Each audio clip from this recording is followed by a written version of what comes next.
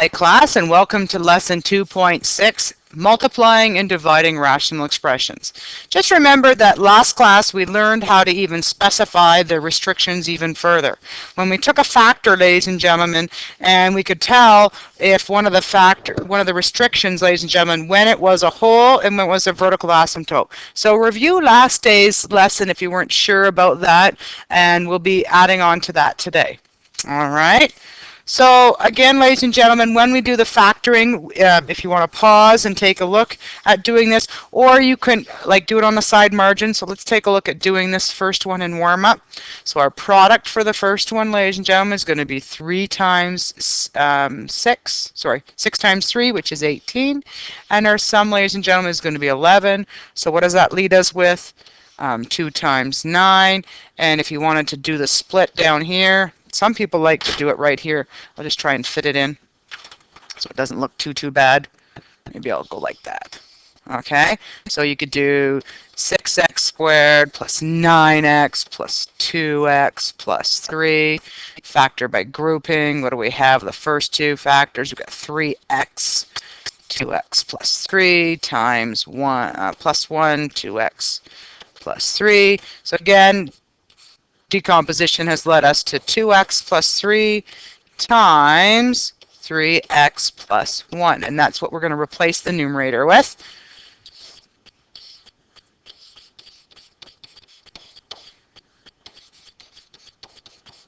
Everybody good with that? And then denominator, ladies and gentlemen, hopefully you knew that was a difference of squares. Okay, so hopefully you noticed that we have 2x plus 3 and 2x minus 3.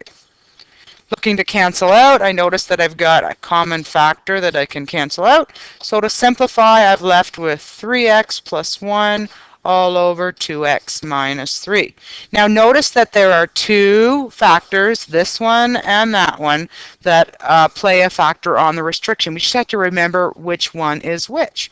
So if I take a look at the first one that canceled, if I isolate that, x cannot be equal to negative 3 over 2. And because it canceled out, ladies and gentlemen, that restriction leads to a hole in our graph.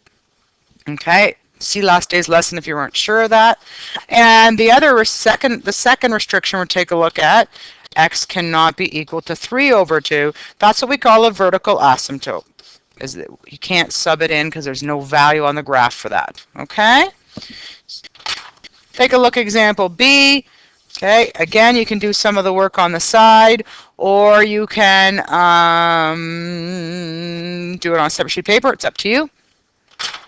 Look at the numerator, ladies and gentlemen. That is going to be a common factoring. Some people think that there's nothing there, but 3m can be factored out. So we're left with m minus 2. Denominator, let's common factor out an m first. Okay, so we have m squared minus 4m plus 4. Now do your decomposition work, or sorry, your factoring work on the side. So I've got 3m times m minus 2 on the numerator, and the denominator, I notice that's a perfect square, so it's m minus 2 squared. So to do some simplification, ladies and gentlemen, first of all, I notice that the m and the m factor can cancel out. As well, I can cancel out one of my squareds at the bottom to cancel that out. So we're left with 3 over m minus 2. Okay? So what solutions do we have? That's our simplification for that. But what restrictions do we have? M cannot equal 2 is going to be a whole and a vertical asymptote. Okay? The vertical asymptote will supersede the whole. You won't see it anyway, but it does apply for both of them. Okay? And M cannot equal 0, which also is a whole. All right, so there's our warm-ups. Now we're going to take it a step further with rational expressions, ladies and gentlemen, and we're going to be multiplying and dividing rational expressions. Okay? So when we take a look, we're going to try to cancel or reduce common factors. So we're going to be dealing with factoring again today, and we can do it within a fraction or across the multiplication. Okay, what we have to remember, guys, is our rule. Think about fractions. What did you do when you had a division? Remember that you inverted and multiply. So let's just add that in. When dividing, invert and multiply second fraction.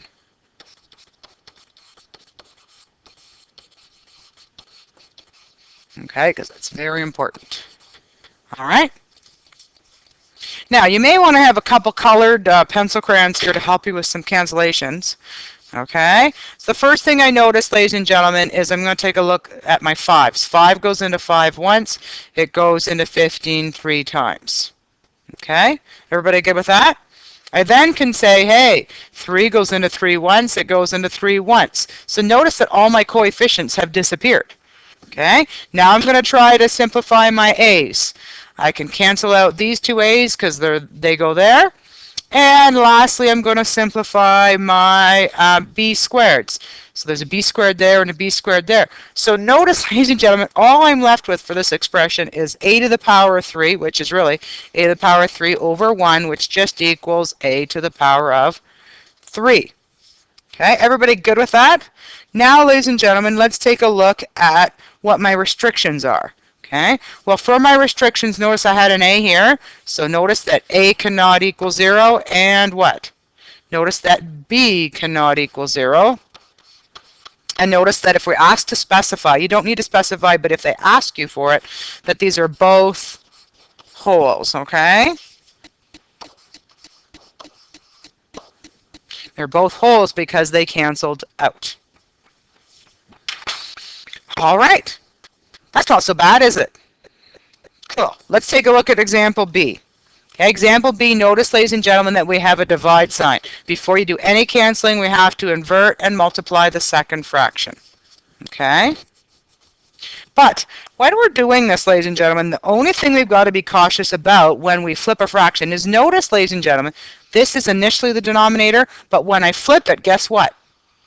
This is actually going to be my denominator. So when I'm looking for restrictions with a division sign, I got to look at both the numerator and the denominator of my flipped fraction. And we'll write a little note on that after. But I just want you to be aware when we're looking for restrictions that when you flip a fraction, initially this is the denominator, but when I take a look here at flipping it, I have a new denominator. So you have to look at both cases. Okay, so when I times this, my denominator gets switched.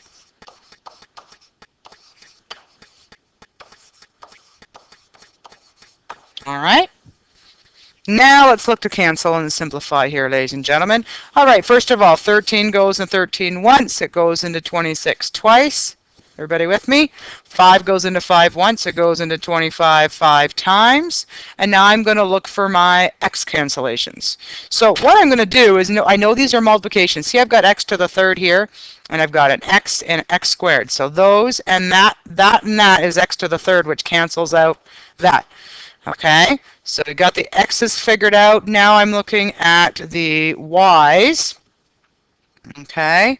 And I notice that my denominators, if I take a look at my y's, I've got y to the power 7, and my numerators are y to the power 7, so they all cancel as well.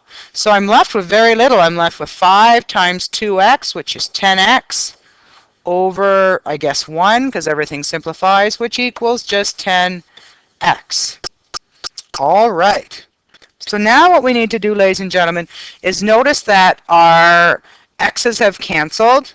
Okay, and our y's have canceled, so our restrictions here, x cannot equal 0, and y cannot equal 0, okay, and these are both wholes, because they canceled out, okay. All right, now I just want to make a note here, folks, that, remember when we talked about flipping the fraction, so when dividing, and I would put this note down too, guys, we must consider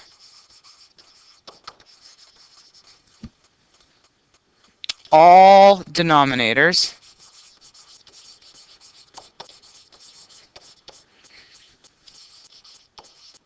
new and old. Okay? Good. All right, let's keep moving on, guys. C, taking a look at C, ladies and gentlemen. First of all, I noticed right away I got an x minus 2 and an x minus 2. That's great. Then I'm going to cancel 2 goes into 2 once. It goes into 4 twice. And with the x's, I've got 1x here and x squared there. So what am I left with, guys? I'm left with x over 2. And what are my restrictions? X cannot equal 0, and it got canceled. And x cannot equal 2, and it got canceled. Since they both got canceled, they are wholes. But it didn't ask you, I just was specifying it out, making sure you got last day's lesson okay. All right, D. Moving on. Again, division, so we don't do any canceling until we have inverted, okay? So we're going to flip this, so it's going to be x times x plus 2, and we got x plus 1 squared. Now that we are in multiplication mode, now we can look for some canceling. So I notice that I've got x plus 2 and x plus 2, and then I've got an x plus 1 and 1x plus 1. So that will simplify to x over x plus 1. Okay? Looking at our restrictions, ladies and gentlemen, you have x cannot be equal to negative 2, and that's a whole. You have x cannot be equal to negative 1, because that's the flip. Remember, that's your new fraction instead of your old fraction. And that is a vertical asymptote, okay, because it still exists. And the last one is x cannot be equal to 0, and that exists, so that's a vertical asymptote as well. All right, getting a little harder. Notice that was factored for you. So now we're going to take some time, do your factoring work on the side page, and then come back. So pause for a minute, guys. Do your factoring, come back. Here we go. So hopefully you factored the following. Hopefully you have x times x plus 3 divided by x minus 2, x plus 2. How are we doing so far? Good? Hopefully. Times x plus 2 times x minus 1, all divided by x plus 3 squared. Hopefully you recognize that as a perfect square. All right, let's do some canceling, ladies and gentlemen. We have x plus 2 and x plus 2, x plus 3, and one of those x plus 3's. And what are we left with? We are left with x times x minus 1 over x minus 2 times x plus 3. Okay, our restrictions are, ladies and gentlemen, x cannot equal negative 2, and that's a whole. X cannot equal 2, so vertical asymptote. X cannot equal negative 3, and this could be a VA and a whole, but the vertical asymptote will supersede it. All right. Whew. All right, last one, ladies and gentlemen, I promise.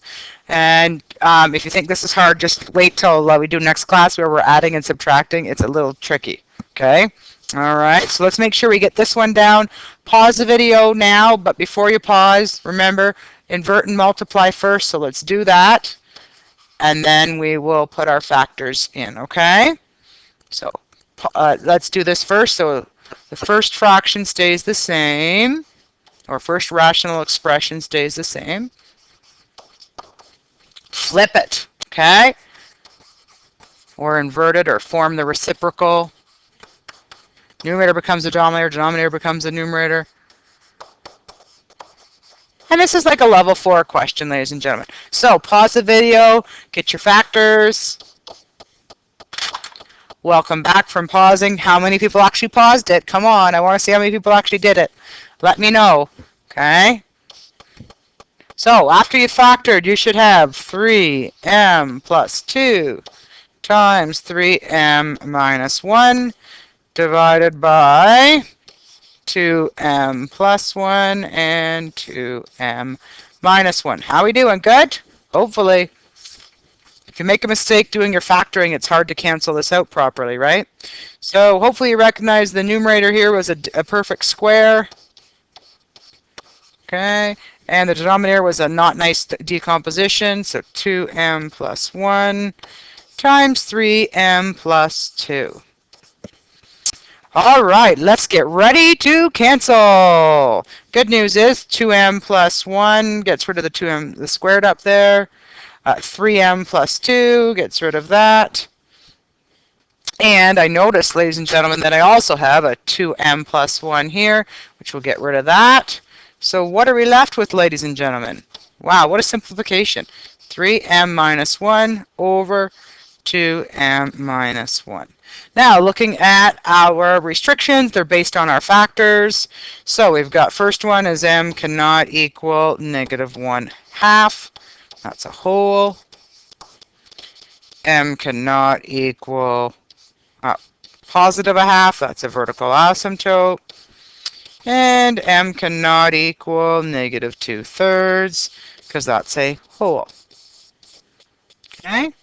Take the time, ladies and gentlemen, to make sure you got your factoring down, you got these questions down, because the hardest lesson of this rational expressions is going to be tomorrow, where we're going to have to add and subtract them. Okay? So today's homework is page 122. For 4 to 7, do only A and B for every one of those only. 8 to 10, try 11 and 13. And have a fabulous day, class.